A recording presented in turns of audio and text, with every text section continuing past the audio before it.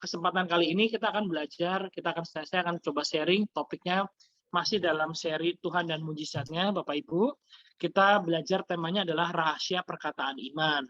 Jadi ini adalah topiknya adalah mengenai rahasia perkataan iman. Perkataan iman yang seperti apa?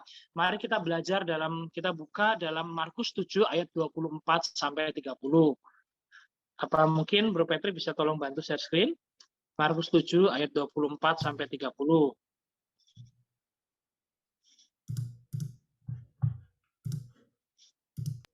Oke, yang bisa lihat screen saya, tolong katakan amin. Amin. Oke. Ya, Amin. kita baca ya Bapak Ibu. Mungkin saya akan bacakan. Markus 7 ayat 24 sampai 30. Lalu Yesus berangkat dari situ dan pergi ke daerah Tirus. Ia masuk ke sebuah rumah dan tidak mau bahwa ada orang yang mengetahuinya. Tetapi kedatangannya tidak dapat dirahasiakan. 25, malah seorang ibu yang anaknya perempuan kerasukan roh jahat segera mendengar tentang dia, lalu datang dan tersungkur di depan kakinya. Perempuan itu seorang Yunani bangsa Siro-Fenisia. Ia memohon kepada Yesus untuk mengusir setan itu dari anaknya.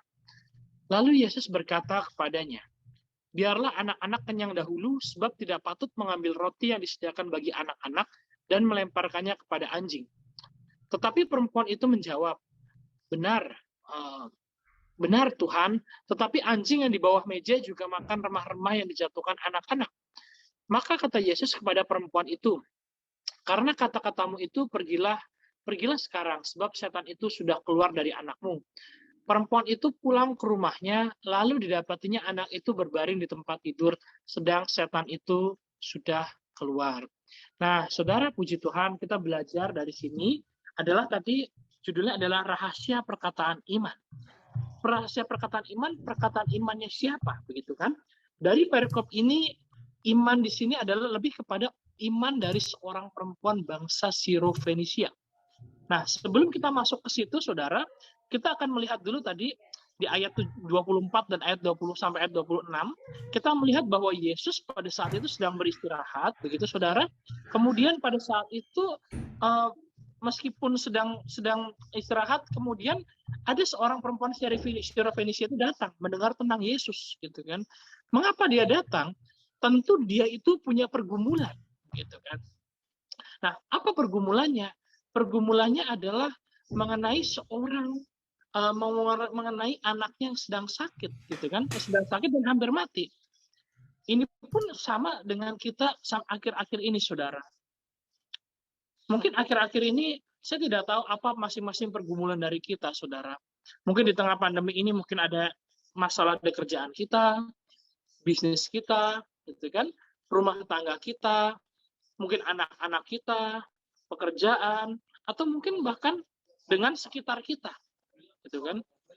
Tetapi kita melihat di sini bahwasannya bagaimana di tengah segala persoalan hidup kita ini pun, mari kita datang kepada Yesus, saudara.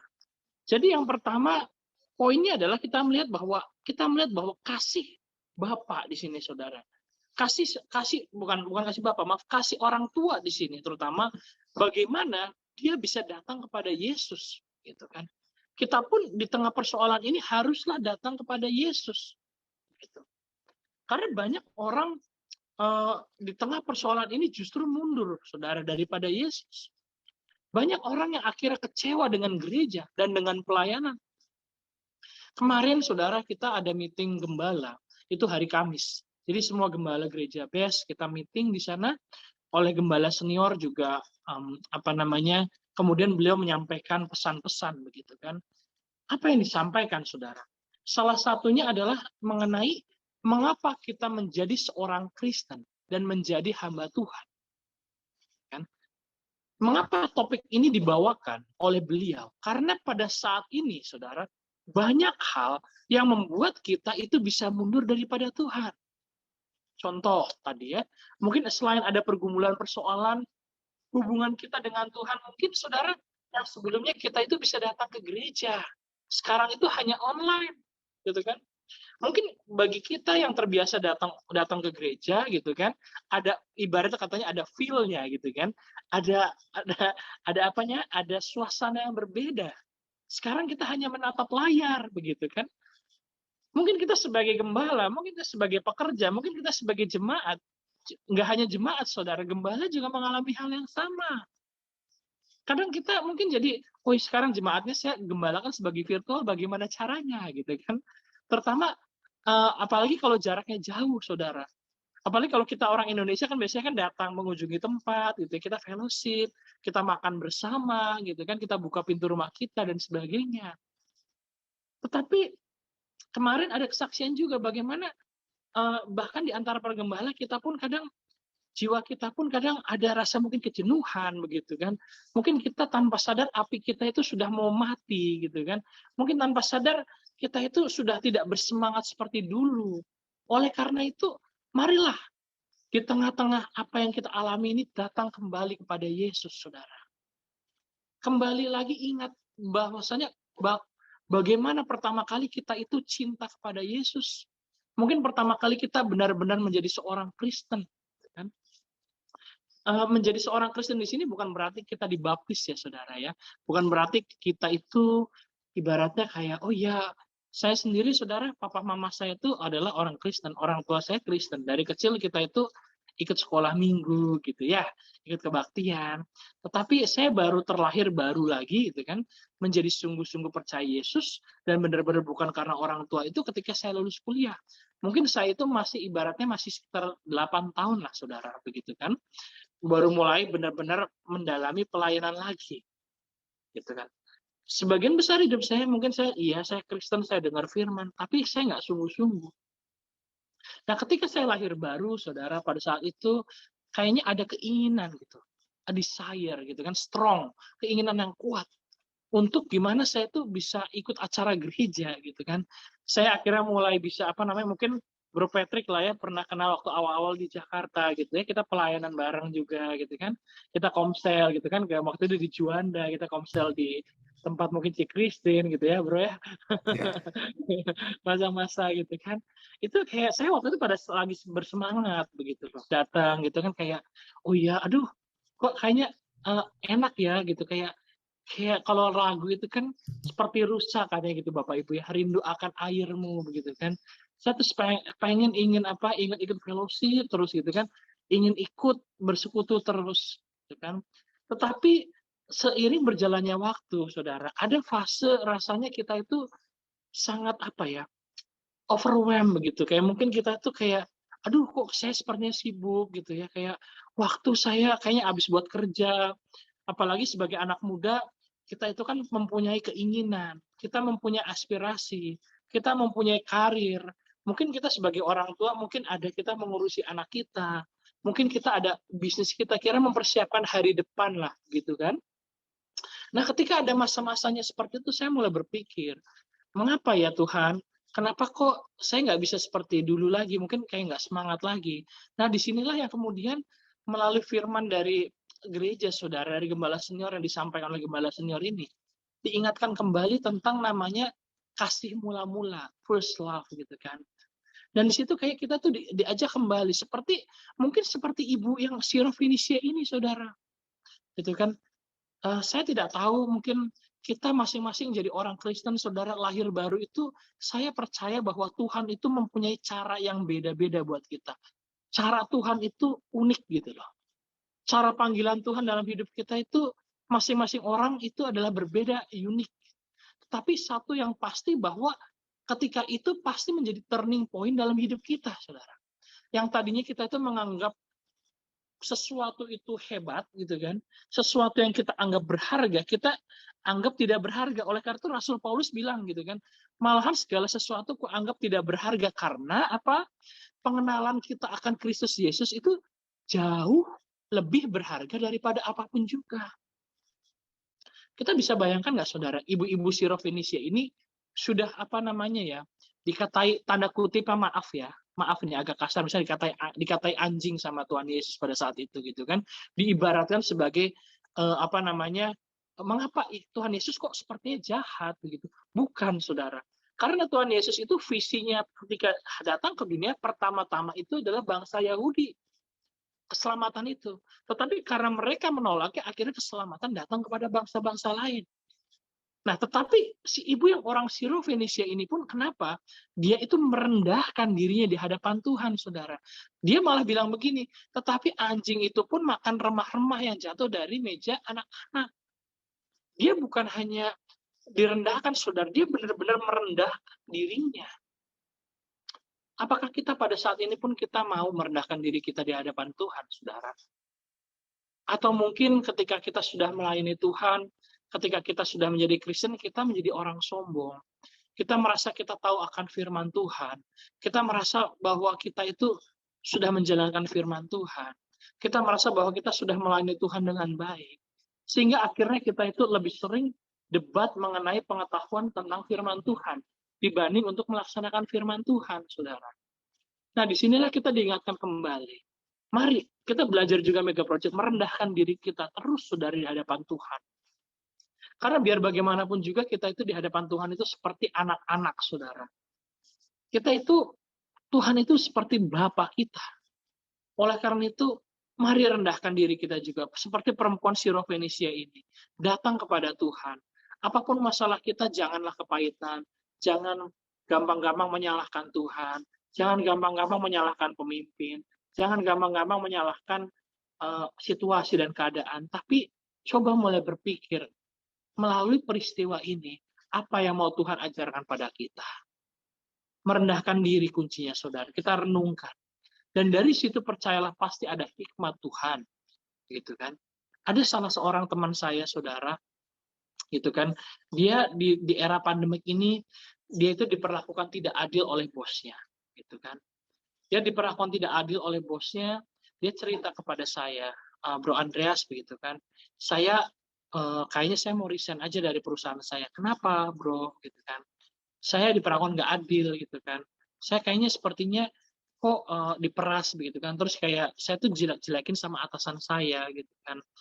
Kok kayaknya saya udah kerja keras, tapi dia yang take credit, gitu kan. Kayaknya diambil. Terus saya dijelek-jelekin. Sekarang saya itu kena peringatan SP gitu sama perusahaan. Saya bingung, gitu kan.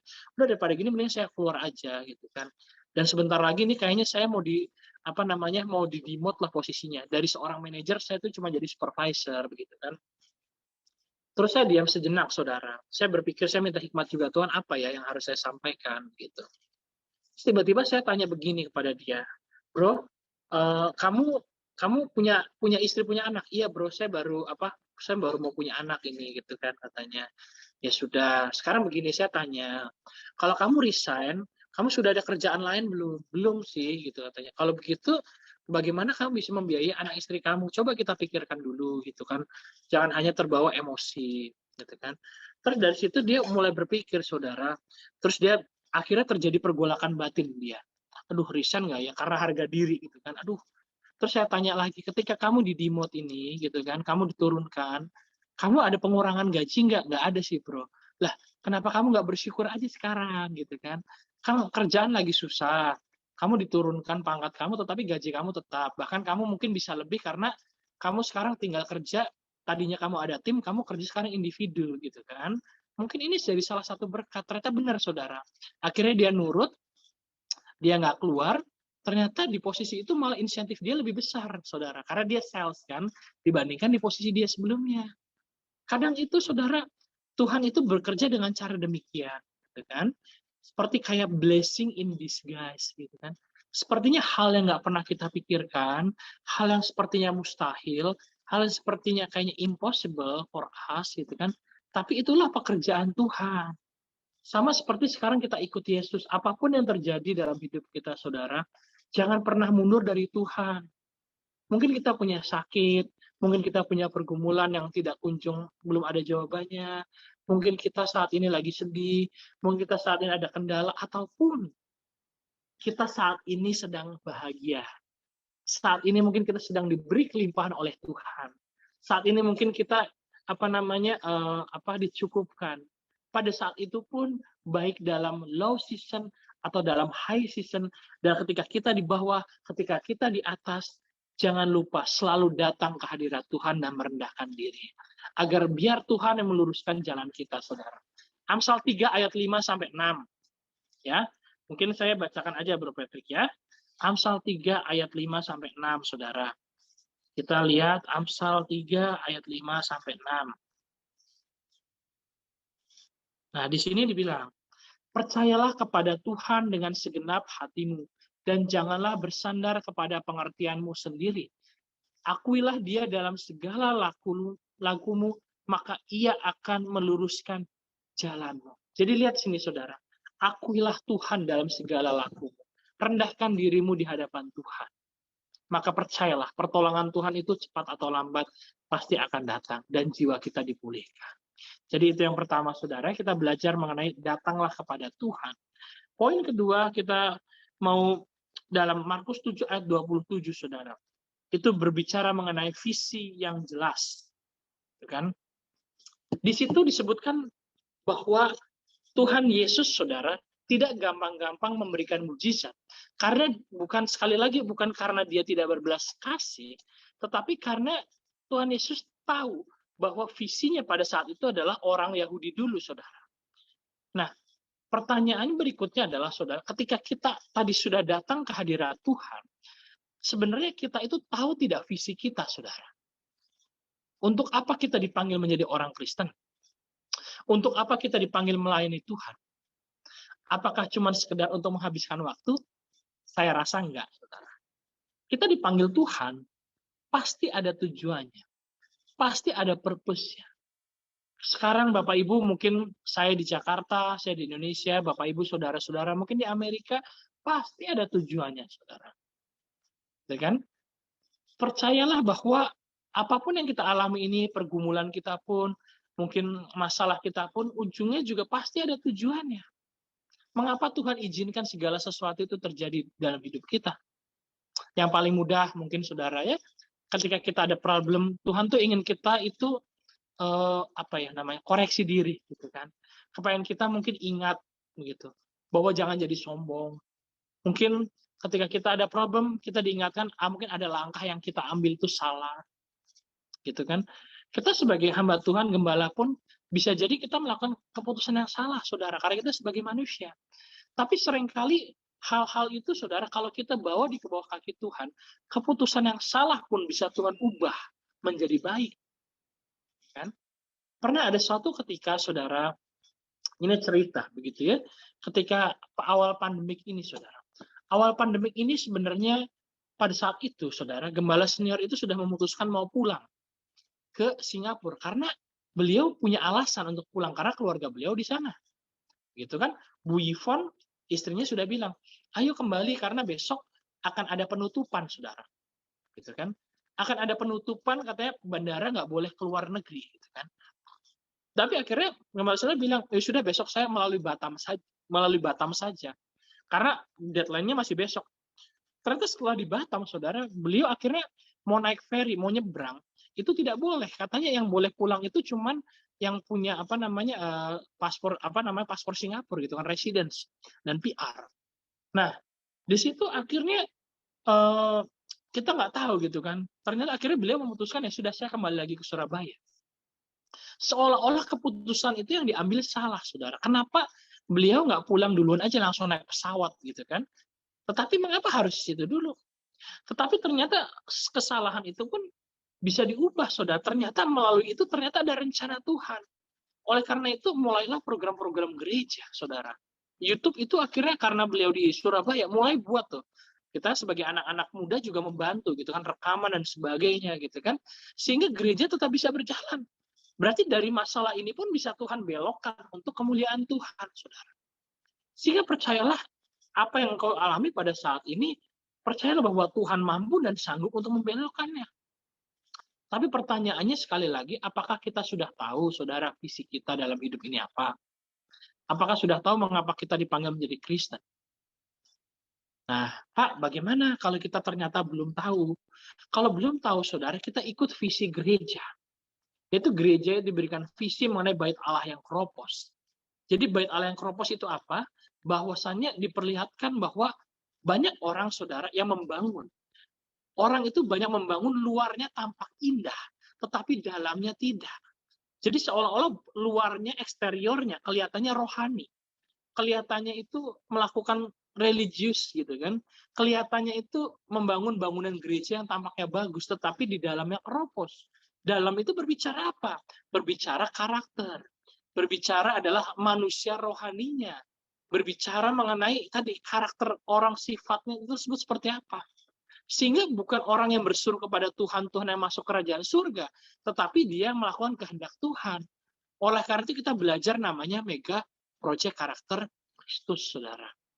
Kita diingatkan kembali, gitu kan? Hari Sabtu taat, kasih, berkorban, gitu kan? Kita belajar taat, kita belajar mengasihi, kita belajar berkorban. 3 itu kita belajar terus, saudara, mega project ini. Itulah visi yang Tuhan kasih di gereja, itu yang kita lakukan. Nah, mungkin Pak, di saat ini saya mungkin nggak bisa kemana-mana, ya minimal saudara kita bisa sharing mengenai mengenai program-program, dan mengenai Komsel, bahwa ada Zoom ini, mungkin ada program YouTube ini, mungkin ada firman Tuhan ini.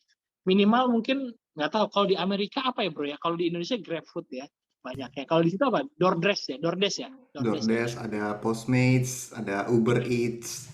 Ya, Uber Eats, DoorDash dan Hmm. sebagainya mungkin kan. Kalau di sini mungkin kita bisa kirim-kirim ke orang yang membutuhkan, saudara. Kayak kemarin itu kan banyak jemaat-jemaat gereja yang terkena COVID gitu kan. Akhirnya di Indonesia mungkin mereka susah makan, mereka ini, nah kita mungkin bisa masak. Kalau kita bisa masak, kita masak yang bergizi, kita kirim gitu kan. Atau kalau tidak kita bisa kirimkan yang melalui DoorDash, tentu saja yang sudah yang ada standar kesehatannya lah ya, tetap gitu kan. Mungkin mereka bingung, kita kasih kata-kata yang menghibur gitu kan, atau mungkin kita bisa kita telepon mereka, kita kuatkan mereka gitu, tenang aja, percaya sama Tuhan gitu kan. Tanpa sadar saudara, sebenarnya hal-hal yang kelihatannya kecil seperti itu ternyata sangat impactful buat mereka. Yang tadinya teman saya ada cerita, yang tadinya dia udah putus harapan saudara, yang kayaknya udah, aduh saya kok kena gini gitu kan, kayak mau mati aja gitu tanda kutipnya. Tapi gara-gara disemangatin, ditelepon, dikasih ini, akhirnya semangat hidupnya balik lagi gitu kan. Kadang kita itu percaya saudara, jerih payah kita di dalam Tuhan ini tidak akan pernah sia-sia. Oleh karena itu, tetap semangat di dalam Tuhan. Visi yang jelas, ikut visi itu. Jangan keluar dari visi. Bergabunglah dalam visi. Nah, gereja kita saudara, Tuhan sudah kasih visi. Bahwasanya gereja base juga salah satu yang akan diakui di seluruh dunia, saudara. Oleh karena itu kita terus berbenah gitu kan. Kita kita ada English Fellowship, bahkan di tengah pandemi ini kita juga banyak kegiatan-kegiatan gitu kan, ada kursus Ibrani, Yunani, vokal, WL, keyboard gitu kan, banyak program gitu kan, ada doa pagi malam, BBC, pendalaman Alkitab, gospel and prayer, worship night, kebaktian ladies, yes gitu kan, hampir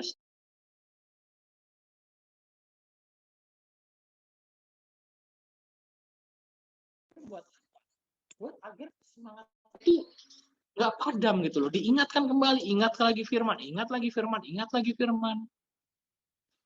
Nah itu yang kedua saudara ya, mengenai visi yang jelas. Yang ketiga kita masuk dalam iman dan perkataan, yaitu adalah perkataan iman saudara. Tadi dalam topik kita ya, rahasia perkataan iman. Jadi kita sudah datang kepada Yesus itu baik, ya kan? Poin pertama tadi, kita sudah mempunyai visi itu baik. Tetapi yang ketiga yang lebih penting itu juga, bisakah kita mempunyai perkataan iman yang positif? Bisakah kita mempunyai iman yang membangun? Atau kita justru lebih mempunyai iman yang justru itu turun? Contohnya gimana, saudara? Contoh begini. Ada 2 orang gitu ya. Yang satu misalkan mempunyai sama persoalannya sama, saudara. Dua-duanya itu baru dipecat. Tetapi yang satu dia berkata, nggak apa-apa, saya yakin masih ada kesempatan lain. Saya akan berusaha. Akhirnya dia apply. Contohnya siapa? Jack Ma, saudara. Itu kan? Dia di-reject 25 perusahaan, saudara. Ya kan? Bahkan katanya menjadi pegawai KFC aja dia di-reject, saudara. Mungkin sekarang dia yang beli KFC kali ya. Mungkin sahamnya dia beli gitu kan, kalian bagus gede gitu ya. Nah, terus misalkan ada orang lain gitu kan, ya mungkin ya saya nggak sebut nama, tapi ada orang lain dia bilang mau, aduh percuma lah, saya kerja udah sulit, makan sulit, akhirnya apa saudara, dia mentalnya cuma minta-minta gitu. Sampai kapanpun orang kedua ini nggak pernah maju, karena situasinya sama, tetapi kenapa hasilnya beda? Karena perkataan imannya berbeda, saudara. Nah, oleh karena itu, mari saudara kita lihat juga orang wanita Sirofenisia ini, saudara. Sudah dikata-katain, gitu kan? Sudah sudah ibaratnya kayak direndahkan, tapi dia masih bisa berkata positif. Dia nggak bilang, oh ya sudahlah, dia nggak marah, saudara, tapi dia merendahkan diri, tapi dia bilang, iya, Bapak, tetapi Tuhan, anjing itu juga makan remah-remah, gitu kan. Dia melihat bahwa ketika dia nggak dapat makanannya, tapi dia percaya bahwa ada remah-remah, bahwa anak-anak tuanya mungkin tuanya juga nggak sejahat itu dan dia bisa memberikan, gitu kan. Mengapa kita tidak yakin kepada Tuhan kita, saudara? Nah, mari kita yakin, tambah yakin, gitu kan. Lebih baik, amat baik, sangat baik.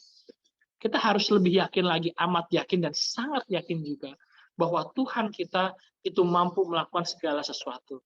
Bahwa apapun yang Tuhan lakukan itu rancangan untuk kebaikan kita. Itu kan? Yeremia 29 ayat 11, saudara. Firman Tuhan di situ berkata apa? Sebab aku tahu rancangan yang ada padamu, gitu kan? Yaitu rancangan yang mendatangkan damai sukacita, damai sejahtera, hari depan yang penuh dengan harapan. Ini adalah salah satu ayat yang juga saya pegang, saudara, dari kecil, gitu kan, dari orang tua saya. Jadi kadang itu diingatkan, saudara, ya, apapun yang terjadi, gitu kan, segelap apapun pasti akan datang pagi juga, gitu kan. Meskipun hujan deras, pasti ada pelangi di balik itu yang indah, gitu kan. Tanaman, saudara, tanaman yang berakar, tanaman asli, dia itu tidak takut akan angin. Karena dia percaya bahwa dia memiliki akar dan itu pasti membuatnya tumbuh semakin kuat. Tetapi tanaman yang palsu, dia itu pasti takut. Kenapa? Karena dia tidak berakar. Karena ketika ada angin, dia tidak bisa bertumbuh lagi. Sehingga dia mati. Sama dengan hidup kekristenan ini, saudara. Kalau Bapak Ibu kita semua, kita percaya bahwa kita mempunyai iman yang asli, iman yang kuat, iman yang sejati kepada Tuhan. Justru masalah itu adalah pupuk rohani yang baik, agar kita bisa lebih bertumbuh lagi, agar kita bisa grow our faith to Jesus, gitu kan? Sehingga saudara, mari kita sebagai umat Tuhan, jangan lagi kita bertanya, Tuhan, gitu kan, apakah Engkau mengasihi aku? Jawabannya pasti ya, saudara, bahwa Tuhan mengasihi kita. Oleh karena itu dia mengutus anaknya tunggal sehingga barang siapa yang percaya kepada dia tidak binasa melainkan beroleh hidup yang kekal, saudara. John 3:16. Setiap orang pasti tahu itu ketika apalagi Natal, saudara, ya. Natal itu pasti selalu banyak, gitu ya. Tetapi yang sekarang kita lakukan, yuk, apa yang bisa kita lakukan? Pekerjaan Tuhan apa yang bisa saya lakukan? Visi Tuhan apa yang bisa saya terapkan dalam hidup saya? Bagaimana saya juga mengisi hidup saya dengan perkataan-perkataan iman yang positif. Segala sesuatu ada masanya, saudara. Segala sesuatu, pengkhotbah bilang ada masanya. Ada masa, mungkin sekarang kita ada pandemi, tapi ada masa sebentar lagi pandemi ini akan berakhir. Dan di saat itulah, kita sebagai umat Tuhan, sebagai anak-anak Tuhan, marilah kita menjadi berkat bagi orang lain di sekitar kita. Nah, jadi itu saja, saudara, poin saya pada hari ini. Kita berbicara mengenai rahasia perkataan iman. Kita berbicara tadi, kita dalam keadaan susah apapun, pertama datang kepada Tuhan, saudara. Merendahkan diri kepada Tuhan. Ya. Dan yang kedua, kita harus mempunyai visi yang jelas. Dan yang ketiga, itu juga harus diperlengkapi dengan perkataan-perkataan iman yang positif. Bukan perkataan iman positif berarti jangan salah kaprah, saudara. Ada orang yang salah kaprah begini, bahwa dia itu menumpangkan tangannya di atas mobil orang lain, saudara, gitu ya. Waduh, ini dalam nama Yesus jadi punya saya. Bukan begitu, saudara, ya. Atau mungkin atas rumah, enggak. Bukan iman yang seperti itu. Tetapi iman yang positif itu adalah percayalah, bersama dengan Tuhan pasti ada jalan keluar. Meskipun kita nggak tahu, meskipun kita belum bisa melihat hari depan, tapi percayalah, jangan takut, jangan khawatir, tetap andalkan Tuhan, jangan andalkan manusia. Tuhan Yesus memberkati. Mari kita tutup, saudara, dengan doa firman dulu ya, sebelum nanti sharing-sharingnya. Kita doa firman dulu. Bapa di dalam surga, kami ucap syukur dan berterima kasih Tuhan atas kebenaran firman yang telah Engkau sampaikan melalui hamba-Mu ini, Tuhan. Kiranya melalui kebenaran ini kami belajar, Tuhan, menjadi orang-orang Kristen yang sejati, bahwa kami selalu rindu, kami datang dan merendahkan diri kami di hadapan Tuhan. Kami mencari visi Tuhan, dan kami bisa selalu memperkatakan perkataan iman-iman yang positif, Tuhan. Meskipun di saat ini keadaan situasi sedang tidak menentu di tengah pandemik ini, mungkin ada yang terdampak dengan pekerjaan, bisnisnya, rumah tangganya, mungkin anaknya, Tuhan, keluarganya, atau apapun juga dalam hidup kami, Tuhan. Tapi ajar kami, Tuhan, untuk selalu berserah kepada Tuhan. Karena kami yakin dan percaya di tengah-tengah situasi-situasi sulit ini, Tuhan tidak pernah meninggalkan kami. Tuhan selalu beserta kami, sehingga kami cakap menanggung segala perkara. Terima kasih Tuhan untuk firman-Mu yang berkati ini. Hanya di dalam nama Tuhan Yesus, kami telah berdoa dan mengucap syukur. Haleluya. Amin.